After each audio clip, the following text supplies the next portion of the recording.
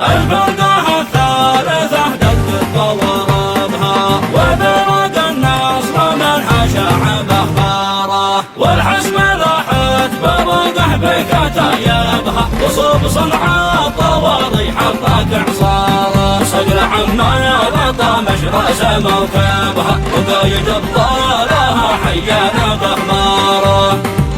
ظلال رسول ملاشيات وذنابها ووقت مضى ندل الفرس وانصاره المعركة عاقبت حضايبها لا يحسب اللي مضى من ضمن مشواره عاد الحرب الصحيحة فيقلبها عاد المقدم في الشك والشرشاره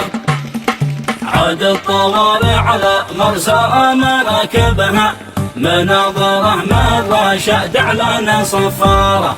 عاد البراكين تحرق مسببها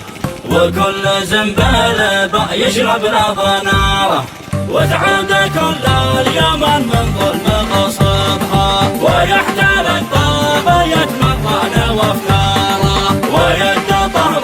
نبات تقطع ومذهبها دم اليمن للغزاة الفرس مقباره الفرقة الثالثة تسقي مقببها لكل غزاير كل ديار غداره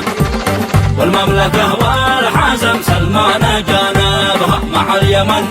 يدق الخصم لو كاره كل الخون في اليمن دعس شوالبها ومخطط الصهيونة شمر لإدماره سجل مواقف له التاريخ يكتبها سلمان سيف العرب يفزع الجاره الفرقة الثالثة دق ضوابها وبرق النصر من حشع بخاره والحسم لاحت برقه بكتايبها وصوب صنعاء طواضي حطك إعصاره صقر عما لطمش رأس موكبها وقايد أبطالها حيانا بأخباره. هذا الزامل إهداء لقائد الفرقة الثالثة طوارئ